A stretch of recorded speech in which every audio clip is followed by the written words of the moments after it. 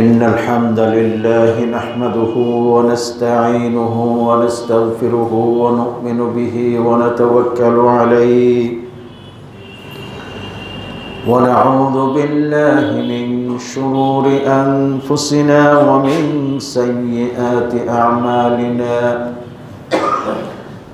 من يهده الله فلا مضل له ومن يضلله فلا هادي له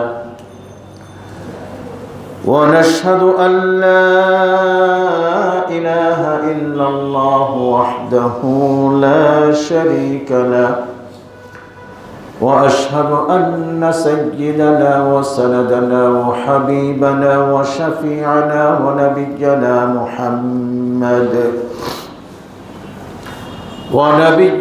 محمدا الذي أرسل إلى الناس كافة بشيرا ونذيرا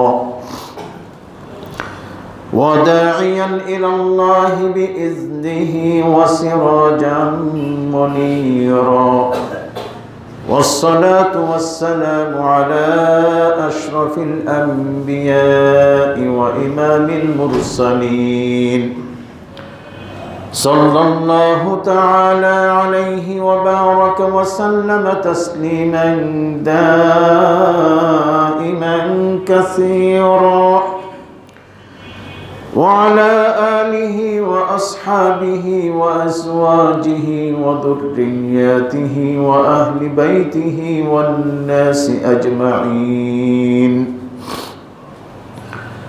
أما بعد فإن أصدق الكلام كلام الله وأحسن الهدي هدي محمد صلى الله عليه وسلم وشر الأمور محدثاتها وكل محدثة بدعة وكل بدعة ضلالة وكل ضلالة في النار فقد قال الله تبارك وتعالى في كلامه المجيد وفرقانه الحميد أعوذ بالله من الشيطان الرجيم بسم الله الرحمن الرحيم ولا تقولوا لما تصف ألسنتكم الكذب هذا حلال وهذا حرام لتفتروا على الله الكذب إن الذين يفترون على الله الكذب لا يفلحون نحمده ونصلي على رسوله الكريم وبعد আমরা সকলেই সদা সর্বদা অন্তরের অন্তঃস্থল থেকে প্রশংসা করি গুণকীর্তন করি এবং সাজদায় শুকর আদা করি একমাত্র সেই রব্বুল আলামিনের জন্য যিনি গোটা পৃথিবীকে তথা আকাশ জমিন এবং এর মাঝে যা কিছু রয়েছে যিনি এই সব কিছুর সৃষ্টিকর্তা, যিনি এগুলোর নিয়ন্ত্রণকারী, যিনি এসব কিছুর পরিচালক, যিনি সকল সৃষ্টির জীবন এবং মৃত্যুর একমাত্র ক্ষমতাশীল, সেই মহান রব্বুল আলামিনের জন্য আমরা প্রশংসা করি এবং সাজদায় শুকর আদা করি। সকলে বলি আলহামদুলিল্লাহ। অতঃপর বিশ্বের সর্বসেরা মানব এবং নবী, যার চেয়ে সেরা মানব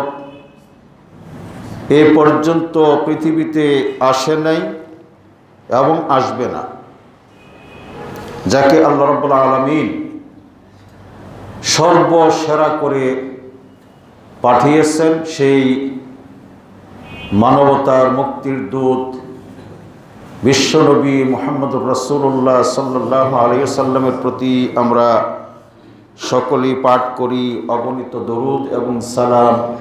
আল্লাহ রাব্বুল আলামিন সকল নবীদের উপরে, বিশেষ করে সর্বশেষ নবী, তার পরিবার পরিজন, সাহাবায়ে কেরাম, তাবেঈন সহ যারা সত্যিকার অর্থে নবীর অনুসারী, আল্লাহ তাদের সকলের উপরে রহমতের দ্বারা বর্ষণ করুন। সকলেই বলি আল্লাহুম্মা আমিন।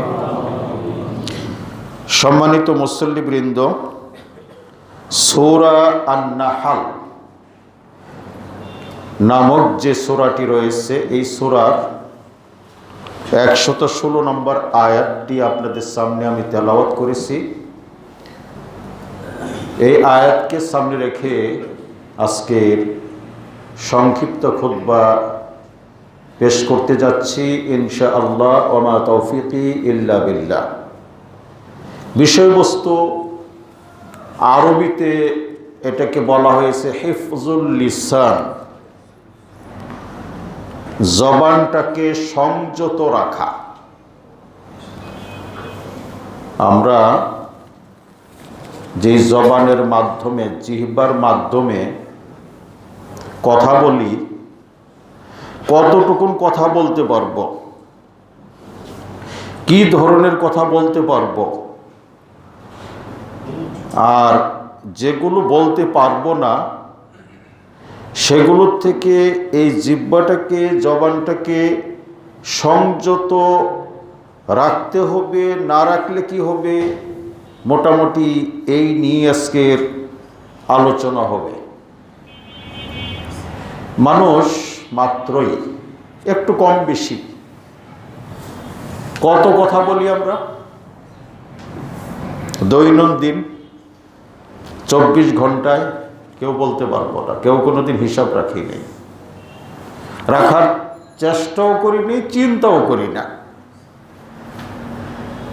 যে আমি যে কথাগুলো বলে যাচ্ছি এই কথাগুলো কতটুকুন সঠিক হচ্ছে, বা কোন কথার মাধ্যমে আমি আমার দুনিয়া এবং পরকালকে, উভয়টাকে আমি কি করলাম, নষ্ট করে দিলাম, বরবাদ করে দিলাম। কোনোদিন কিন্তু আমরা চিন্তা করি না। আবু হুরায়রা রাদিয়াল্লাহু তাআলা আনহু,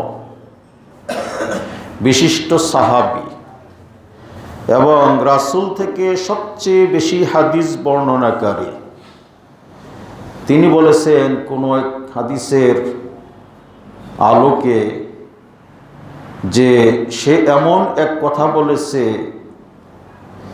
যেই কথার প্রেক্ষিতে দুনিয়া এবং আখিরাত সব বরবাদ করে দিয়েছে, তার বরবাদ হয়ে গেছে। দুনিয়াও শেষ, দুনিয়াতেও কল্যাণকর সে কিছু পাবে না, আর পরকালে তার শুধু শাস্তিই হবে। তো যে কথাটি বলছিলাম, একজন মানুষ 24 ঘন্টায় এভাবে যে যতটুকুন আমরা হায়াত পাচ্ছি, সেই দেখা যাচ্ছে যে 80-90 বৎসর পর্যন্ত, 100 পর্যন্ত, কেউ কেউ হয়তো 100 ক্রস করে সেটা বাদই দিলাম, বা এই উম্মতের যে গড় আয়ু, আল্লাহর নবী বলেছেন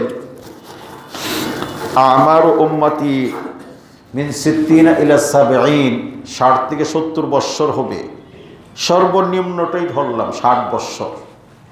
এই 60 বৎসরে যখন থেকে আমরা কথা বলতে শিখেছি, 2 বৎসর বয়স ধরলাম, কত কথা বলেছি।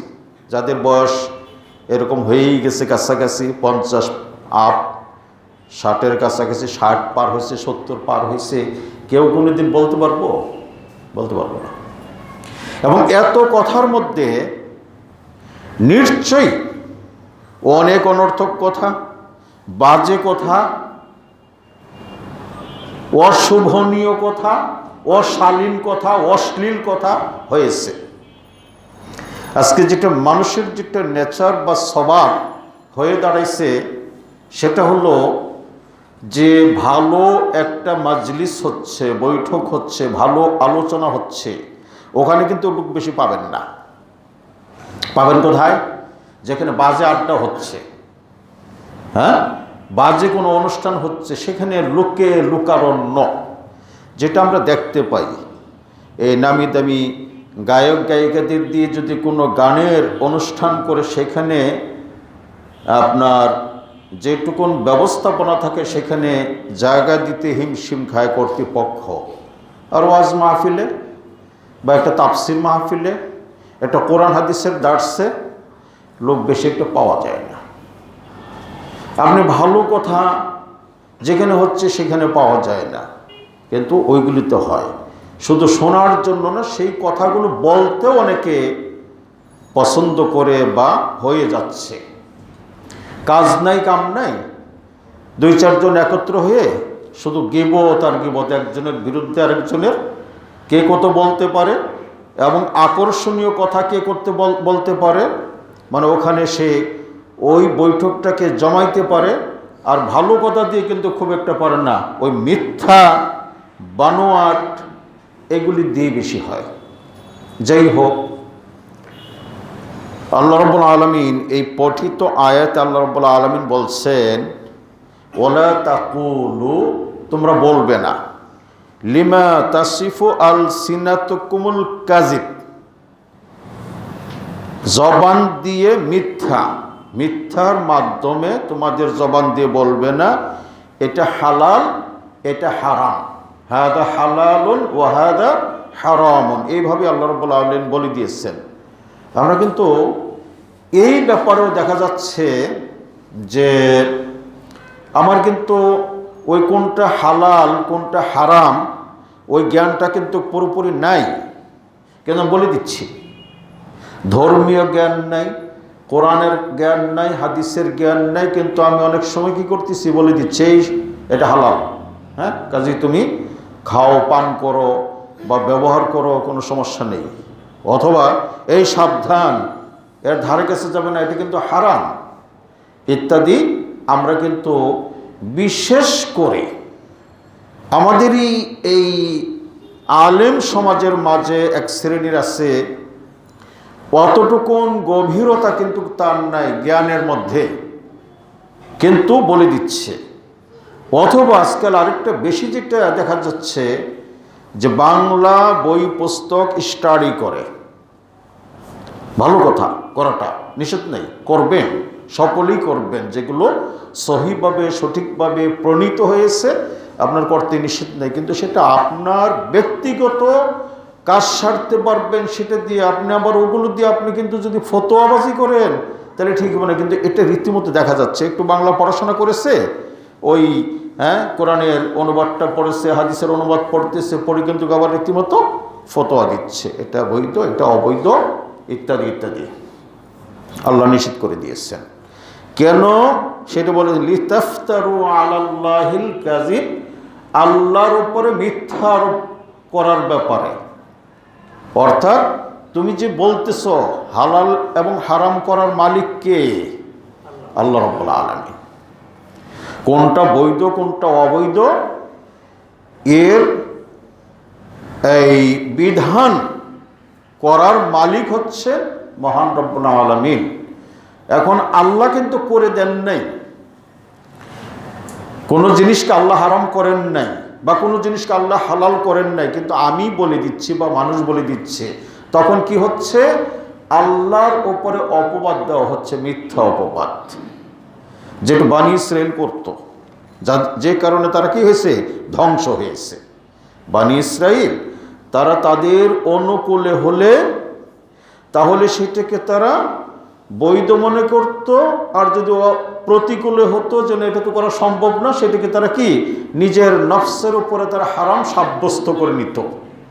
পাশাপাশি ইহুদিরা ওরা কি করছে? তাহারিফ করেছে, এটাকে আরবিতে বলে তাহারিফ, পরিবর্তন এবং পরিবর্তন করেছে তাদের কিতাবে তাওরাতে, হ্যাঁ, যেন এটা তো মানা সম্ভব না, সেটাকে বাদ দিয়েছে, ইত্যাদি ইত্যাদি। এটা এর দ্বারা কি হয়েছে? মহান স্রষ্টা যিনি, সর্বময় ক্ষমতার অধিকারী যিনি, যিনি এই হালাল এবং হারাম প্রণয়তা, তার উপরে মিথ্যা আরোপ করা হয়েছে। সেটি বলছেন যে আল্লাহর উপরে অপবাদ দিয়ে তোমাদের জবান দ্বারা এই হালাল আর হারাম এটা তোমরা বলো না, ব্যক্ত করো না। এরপর বলে দিচ্ছেন, বললে কি হবে, করলে কি হবে? ইন্নাল্লাযীনা ইফতারুনা আলাল্লাহিল কাযিব লা ইউফলিহুন, যারাই আল্লাহর উপর মিথ্যা আরোপ করবে তারা কোনোদিন সফল কাম হতে পারবে না। ওই যে আবু বকর রাদিয়াল্লাহু তাআলা আনহু বললেন যে দুনিয়াও শেষ, পরকালও শেষ। এখানেও এই আয়াতে স্বয়ং মহান রব্বুল আলামিন বলে দিলেন কোনো দিন সে সফলতা অর্জন করতে পারবে না, সফল হতে পারবে না, কামিয়াব সে হতে পারবে না।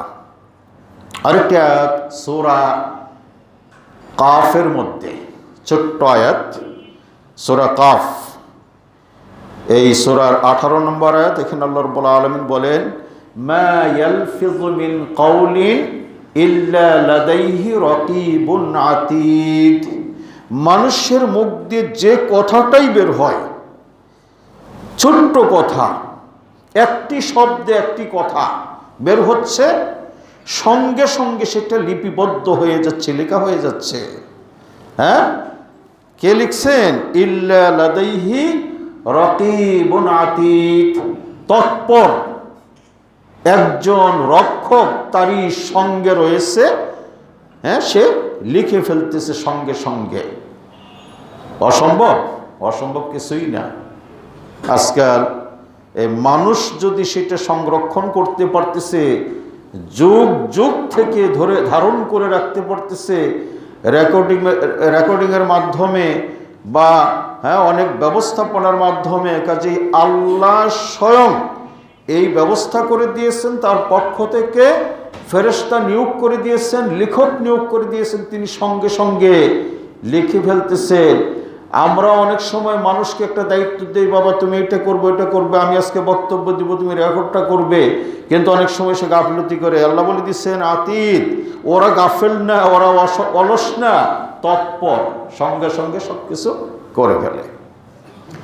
তো ভাইরা আমার, আমি হাদিসে যাচ্ছি, আরো কয়েকটা হাদিস আপনাদের সামনে উপস্থাপন করব। মুখটাকে সামলাইয়া চলতে হবে। হাদিসে আছে, মান সাকাতা নাজা, চুপ থাকলো পরিত্রাণ পাইল, মুক্তি পাইল। কথা যত কম বলবো আমরা, তত ভুল কম হবে, আর ভুল কম হলে আমাদের পাপ কম হবে, আমরা নাজাত পাবো, মুক্তি পাবো, নিজেকে সেফ রাখতে পারবো। কথা বেশি বলবো প্রয়োজন নাই, তারপরেও ওই যে একটা কথা বলে, হ্যাঁ, ছাগলে কি না খায়, পাগলে কি না বলে। এই পাগলের মতো সারাদিন বক বক যারা করে দেখবেন তাদের হ্যাঁ ভুল বেশি হয়, এটাকে কিন্তু আল্লাহ রাব্বুল আলামিন ছাড়বেন না। ওই যে মা ইয়ালফিযু মিন কাওলিন ইল্লা লাদাইহি রাকিবুন আতীদ, সঙ্গে সঙ্গে লিপিবদ্ধ হয়ে যাচ্ছে। আল্লাহ রাসূল বলেন, মান কানা ইউমিনু বিল্লাহি ওয়াল ইয়াউমিল আখির ফালিয়াকুল খায়রান আও লিয়াসমুত, যে আল্লাহ এবং পরকালে বিশ্বাসী, আল্লাহতে বিশ্বাসী, আল্লাহকে বিশ্বাস করার প্রেক্ষিতেই তো আল্লাহর বিধান আমরা যতটুকু সম্ভব আল্লাহ তৌফিক দিয়েছেন পালন করতেছি বিশ্বাস করে, তাই না? যে আমাদেরকে সালাত আদা করতে হবে, এটা করতে হবে, ওইটা করতে হবে ইত্যাদি আল্লাহ রাব্বুল আলামিন কর্তৃক আমাদের উপরে ধার্য করে দেওয়া হয়েছে, এবং আল্লাহ তিনি সত্য, তার বিধান সত্য, সুতরাং আমরা সেটা পালন করতেছি। তাহলে আল্লাহতে আমরা বিশ্বাসী। তো যারা আল্লাহতে বিশ্বাসী হবে, আর কিসের উপরে? ওয়াল ইয়াউমিল আখির, পরকালে। কি বিশ্বাসী হবে পরকালের ব্যাপারে? পরকালে আমরা দুনিয়াতে যা কিছু করতেছি সব হিসাব নিকাশ পরকালে নেওয়া হবে, পঙ্খানুপঙ্খ রূপে, তিলে তিলে হিসাব নেওয়া হবে, কোনোটাই ছাড় দেওয়া হবে না। তো এই বিশ্বাস যারা করবে যে আমি যে কথাগুলো বলবো এই কথা যদি সঠিক না হয়, ব্যাঠিক হয়, অমূলক হয়, অনর্থক হয়, তাহলে তো আমাকে আল্লাহর সামনে জবাব দিতে হবে। এটা যারা মনে করবে তাদের ব্যাপারে রাসূল কি বললেন, ফালিয়াকুল খায়রান, সে যেন ভালো কথা বলে, চেষ্টা করবে ভালো কথা বলার। ভালো কথা নাই, কি করবে, লিয়াসমুত, চুপ থাকবে।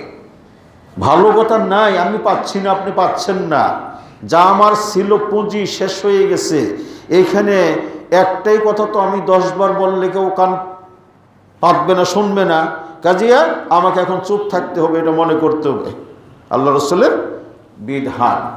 তাহলে আগে হাদিসে কি বলা হলো, মান সাকাতা নাজা, যে চুপ থাকবে, অনর্থক কথা না বললে, বাজে কথা না বলে সে মুক্তি পাবে। আর এখানে রাসূল বলে দিলেন একবার নির্দেশ সূচক যে ভালো কথা বলবে, আর তা না হলে কি করবে, হ্যাঁ, চুপ থাকবে। আজকে আমরা সকলেই, আমরা মানে আপনারা সহ লক্ষ্য করলেই দেখতে পাবো যে এই এমনকি রমজান মাসে যারা ইতিকাফ করেন,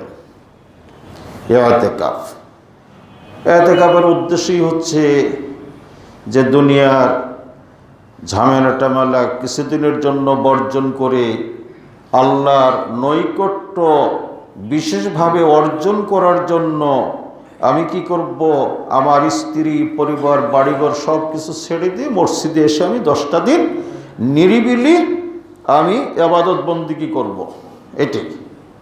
কিন্তু এখন দেখা যাচ্ছে রাসূলের যুগে তাই ছিল, রাসূল করেছেন, তার স্ত্রীরা ইতিকাফ করেছেন, সাহাবায়ে কেরাম করেছেন, পরবর্তী যুগের যারা করেছেন তারা কিন্তু সঠিকভাবেই করেছেন। কিন্তু এখন আস্তে আস্তে এই ইতিকাফ যেই উদ্দেশ্যে হওয়া দরকার আমার মনে হয় ততটুকু সেভাবে হচ্ছে না। এটা কিছুটা একটা ফর্মালিটিতে অথবা ফ্যাশনের রূপ নিয়ে নিয়েছে। ওই যে একটা কথা সমাজে, অন্যান্য সমাজে প্রচলিত আছে, সমাজের পক্ষ থেকে 1-2 জন হলেও মসজিদে বসতে হবে, এটা কিন্তু আমাদের বানোয়াট কথা মানুষের, এটা কিন্তু কোরআন হাদিসের কথা না। এবং অনেকেই ব্যক্তিগতভাবেও মনে করে যে আমি বসলে মনে হয় মানুষ একটু ভালো মনে করবে, ইতিকাফে যদি বসি, হ্যাঁ, না বসলে কেমন হয়, ইত্যাদি ইত্যাদি। যাই হোক, যে কোনো প্রেক্ষিতে ইতিকাফে বসে কি করে, ওই দেখা যাচ্ছে একসাথে বসে গল্প করতেছে, পেপার পড়তেছে, পেপার সংগ্রহ করে, বা এই মোবাইল নিয়ে তো মাশাআল্লাহ অনেকেই প্রায় সময় ব্যস্ত থাকেন। তো বসলাম কেন, আমার করণীয় কি ছিলাম, করতেছি কি ওই সময়টাতেও। তাহলে ওই ব্যক্তিরা ওই সময়ে যেহেতু নিজের জবানটাকে সেভ রাখতে পারলো না, নিজেকে কন্ট্রোল করতে পারলো না, তাহলে সারা বছর কত কথা বলে বোঝেন এখন। তো আমি একটু হাদিসে আরও একটু যাচ্ছি। আল্লাহ রাসূলকে জিজ্ঞেস করা হলো, একজন সাহাবী হচ্ছেন উকবা বিন আমির, তিনি বলেন আল্লাহ রাসূলকে আমি বললাম, হে আল্লাহর রাসূল, মান নাজাহ, নাজাতের উপায় কি, মুক্তির উপায় কি, পরিত্রাণের উপায় কি, মানে কি কি কাজ করলে সহজে আমি মুক্তি পেতে পারবো। আল্লাহ রাসূল বললেন, আমসিক আলাইকা লিসানাক, তুমি তোমার জবানটাকে, তুমি তোমার জিহ্বাটাকে, তুমি তোমার মুখটাকে কি করবে, নিয়ন্ত্রণে রাখবে। এখানে আমসিক শব্দের অর্থ হচ্ছে ধরে রাখবে, আটকিয়ে রাখবে।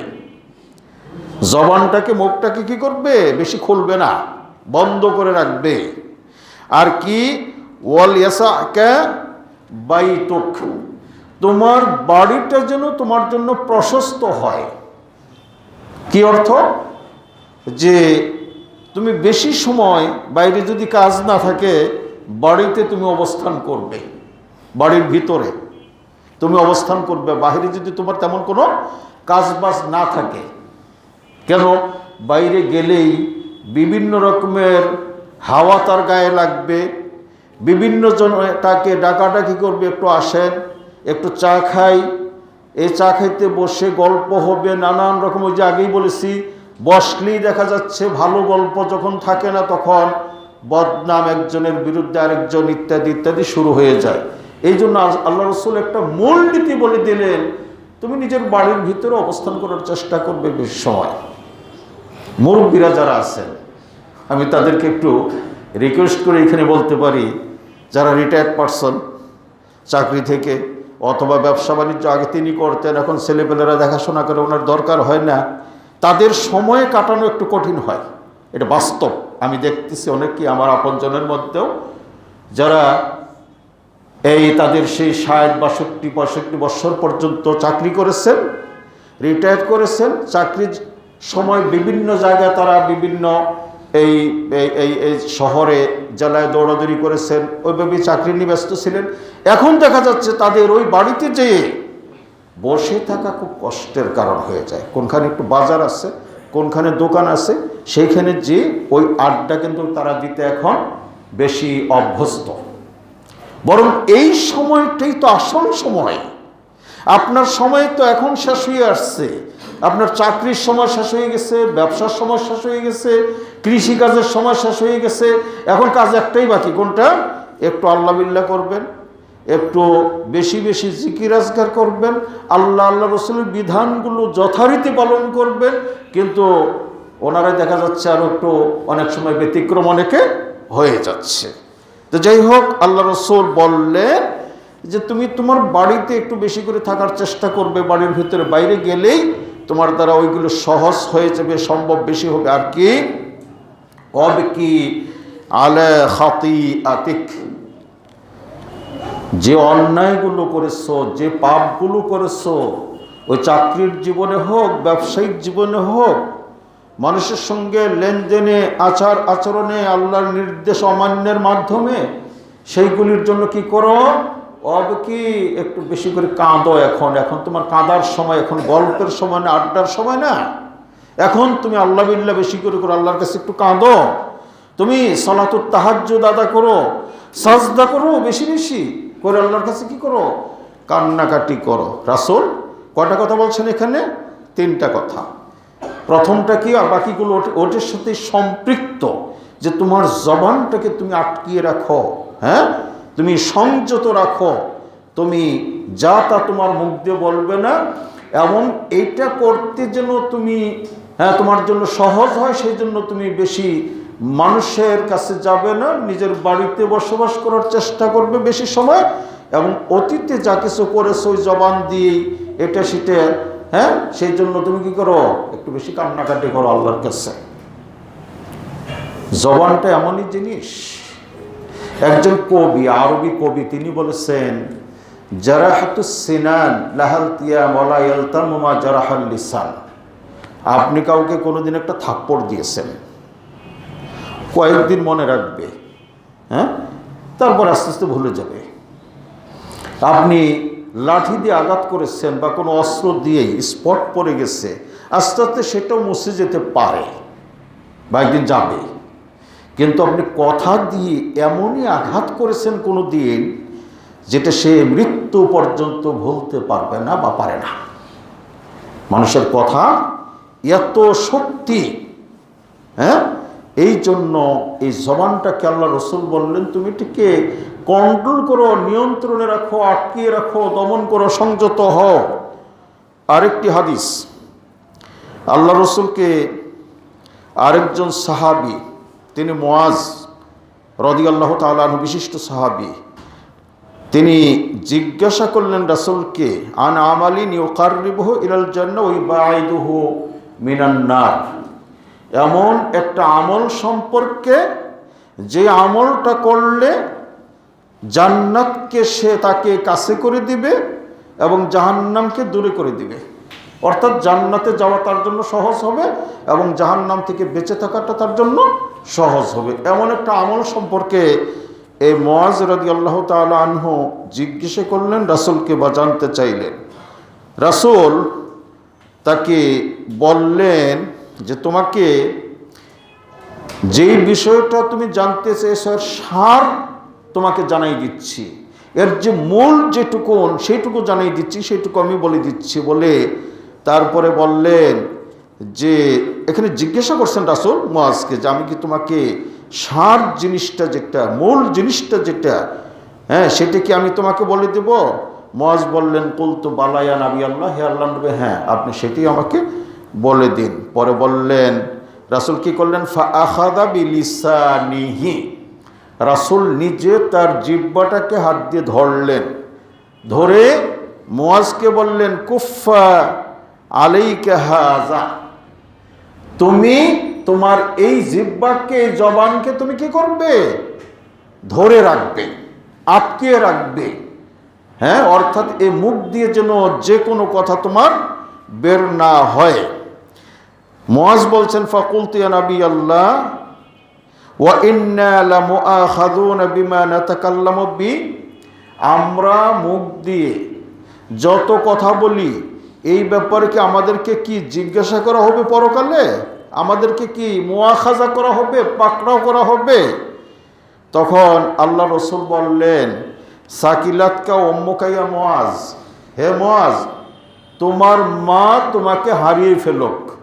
প্রবাদ, আরবদের একটা প্রবাদ ছিল বা পরিভাষা ছিল, মানে এটা সরাসরি বদদোয়া না, কিন্তু ওইরকম একটা কথা, এটা আরবদের একটা পরিভাষা। এটা রাসূল বললেন মুআজকে। তারপরে বললেন ও হাল ইয়াকুব্বুন নাসা ফিন্নারি আলা উজুহিহিম, বললেন যে কোনো লোককে, মানুষকে তার মুখের উপর অর্থাৎ উপর করে কি জাহান্নামে নিক্ষেপ করা হয়? তারপরে বললেন যে আও আলা মানাখিরিহিম, তার চেহারার উপরে ওপর করে অর্থাৎ ওপর করে তাকে নিয়ে এই নিক্ষেপ করা হয়। তো বললেন যে হ্যাঁ করা হয়। কেন সেটা? কারণ হচ্ছে একমাত্র কারণ এটা হচ্ছে জিহ্বার অর্জনের কারণে, জিহ্বার কামাইয়ের কারণে, মানে কি তার অশ্লীল কথা, খারাপ কথা, অবান্তর কথা বলার কারণে তাকে কি করা হবে? মুখের উপর এই ওপর করে তাকে জাহান্নামে নিক্ষেপ করা হবে। আল্লাহু আকবার। আমরা কিন্তু একটু চিন্তা করি না, হ্যাঁ, ওই কথাটাকে একটু মাথায় রাখেন যে দিনে কত কথা বলি, সারাদিন এভাবে সারা জীবনে কত, তার মধ্যে কত অনর্থক কথা আমরা বলতেছি, হ্যাঁ, এর কোনো শেষ নাই, হদিস নাই। তো আমাদেরকে অবশ্যই মুখটাকে কন্ট্রোল করতে হবে যদি আমরা ইহকাল এবং পরকালে সফলতা অর্জন করতে চাই, আমরা যদি মুক্তি পেতে চাই, নাজাত পেতে চাই, তাহলে মুখকে সামলিয়ে চলতে হবে। আরেকটি বিষয় আমাদের মাঝে আছে, হ্যাঁ, সেটা কি এই সর্বনাশ করছে, একজন একজনকে দেখে অনেক সময় বলে, হ্যাঁ কি করলে তুমি সর্বনাশ করে ফেলছো, তোমার তো আর উপায় নেই, তোমার আর ক্ষমা নাই। হ্যাঁ, তারপরে কি বলে, হ্যাঁ, একজন আরেকজনকে, আরে তুমি তো বেদিন হয়ে গেছো, তুমি তো দিন থেকে খারিজ হয়ে গেছো। এইগুলি কিন্তু প্রচলন আছে মানুষের মধ্যে এই সকল কথাগুলো প্রয়োগ করার। এবং হাদিসে আসছে যে আল্লাহ তোমাকে ক্ষমা করবেন না, একজন আরেকজনকে বলছে, বা তুমি জান্নাতে যাবে না, তুমি জাহান্নামে। ক্ষমার মালিক বা এর দায়িত্ব, এর ওকালতি তো আল্লাহ রাব্বুল আলামিন কাউকে দেন নাই। কোনো সাধারণ মানুষ তো দূরের কথা, নবী রাসূলকেও দেন নাই। নবী রাসূলরাও কি করতে পারবেন না? ক্ষমা করতে পারবেন না কাউকে। হ্যাঁ, এমনকি ইব্রাহিম আলাইহিসসালাতু ওয়াসসালাম তার বাবার জন্য আল্লাহর কাছে ক্ষমা প্রার্থনা করেছিলেন, হ্যাঁ, কাজ হয় নাই, হবেও না। তুমি একবার কেন 70 বারও যদি ক্ষমা প্রার্থনা করো, কাজ হবে না। তো এই জন্য মানুষকে কেউ বলবে না যে তোমাকে আল্লাহ ক্ষমা করবেন না, আল্লাহর ইচ্ছা সব এগুলো। শিরিক গুনাহ বাদে, শিরিক বাদে যত গুনাহ করবে, কাবিরা গুনাহ পর্যন্ত, হারাম গুনাহ পর্যন্ত, সে যদি তওবা করে আল্লাহ ক্ষমা করে দিবেন। আর এমনি গুনাহগুলো, ওইগুলো বলা হয় ফি মাশিয়াতিল্লাহ, আল্লাহর ইচ্ছায়। আল্লাহ চাইলে ক্ষমা করতে পারেন, সব কি আল্লাহর এখতিয়ারাধীন, আল্লাহর ইচ্ছাধীন। কাজে মানুষ মানুষকে বলবে না।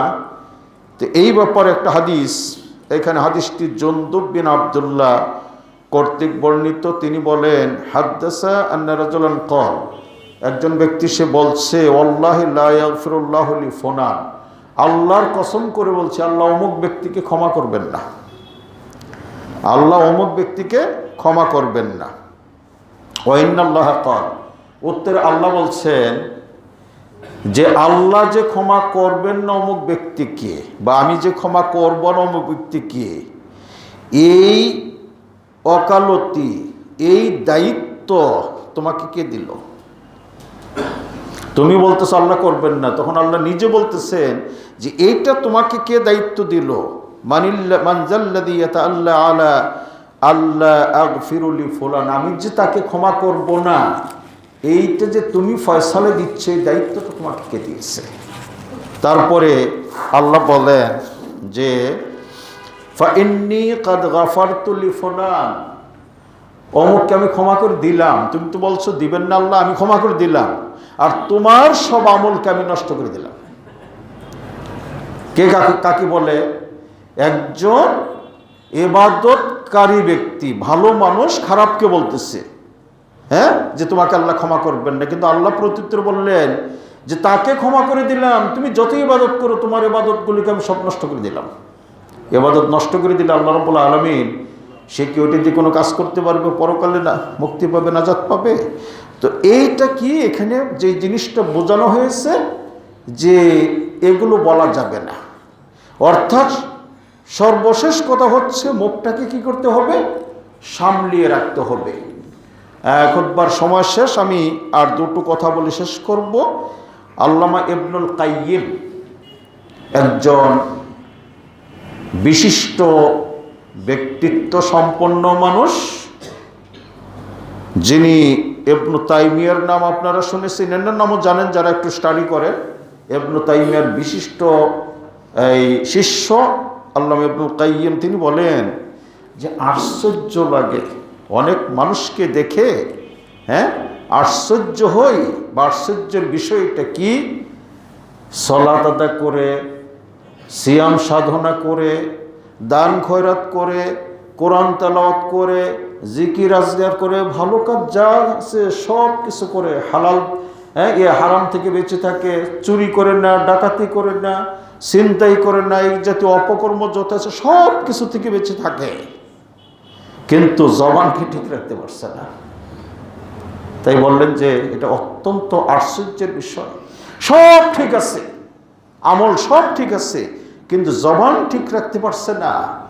এই জবানেই কিন্তু তার ওই সবগুলো বরবাদ করতে সক্ষম করে দিতে পারে। তো এটা বললেন যে অত্যন্ত আশ্চর্যের বিষয়।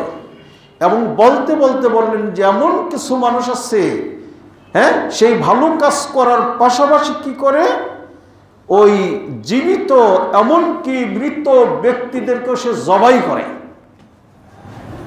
জীবিত না, শুধু মৃত ব্যক্তিদেরকেও সে কি করতেছে?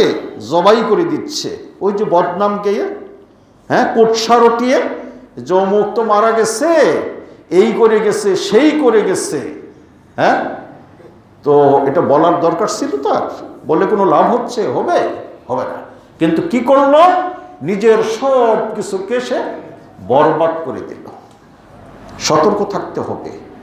আরেকটি কথা, যারা আলেম ওলামা তাদের থেকে, বিজ্ঞ আলেমদের থেকে, সেই প্রাচীনকালে কথাগুলো তাদের থেকে আসছে যে ফিল লিসানি আফাতানি আজিমাতান, জবানের জন্য দুটো আপদ রয়েছে, দুটো বড় বিপদ রয়েছে জবানের জন্য, মুখের জন্য। একটা হচ্ছে আফাতুস সুকুত আনিল হাক্কি, হক কথা বলবে না। এটা আবার কিন্তু জবানের জন্য সমীচীন নয়, মুখের জন্য কি সমীচীন নয়। আল্লাহ রাব্বুল আলামিন আমাকে স্পিকিং পাওয়ার দিয়েছেন, কথা বলার শক্তি দিয়েছেন, যোগ্যতা দিয়েছেন, হ্যাঁ, কিন্তু আমি বিশেষ কোনো সুবিধার কারণে আমি যেখানে হক কথাটা বলতে হবে সেটা বলছি না। এটা কিন্তু আবার মুখের জন্য কি, হ্যাঁ, এটা হচ্ছে, এইটাকে কি বলা হয় যে হ্যাঁ, এটা রেড সিগন্যাল, অশোভনীয়। এটা শোভনীয় নয়। আমি জ্ঞান আছে আমার, আমি জানতেছি এটা সঠিক, আমাকে সাক্ষী হিসেবে কোর্টে যেতে হয়েছে, আমি সাক্ষ্যটা দিলেই, সত্য সাক্ষ্য দিলেই একটা লোক এমনও হতে পারে যে তার মৃত্যুদণ্ড থেকে সে বাঁচতে পারে, কিন্তু আমি দিচ্ছি না। হ্যাঁ, কেন? ওই যে প্রতিপক্ষ আমাকে কিছু লোভ দেখাই দিয়েছে অথবা দিয়ে দিয়েছে কিছু, যার জন্য এটা হচ্ছে যে আফাতুস সুকুত আনিল হক, হ্যাঁ, চুপ থাকা, হক কথা না বলে। এটা এই মুখের জন্য, যেরকম ওখানে বলা হয়েছে যে নিষেধ কথা বলা, কিন্তু হক কথা কি করতে হবে? বলতে হবে। আরেকটা কি? আরেকটা হচ্ছে, আর এদেরকে বলা হয়েছে যারা হক কথা জেনেও বলে না, তাদেরকে বলা হয়েছে শয়তানুল আখরাস। এরা হচ্ছে বোবা শয়তান। এরা হচ্ছে কি? বোবা শয়তান। শয়তানের সঙ্গে এদেরকে তুলনা করা হয়েছে। আরেকটা হচ্ছে বিপরীত, আফাতুল কালাম বিল বাতিল। আফাতুল কালামি বিল বাতিল, খারাপ কথা। এটা হচ্ছে এই জবানের জন্য, মুখের জন্য আপদ বা বিপদ, হ্যাঁ, স্বরূপ।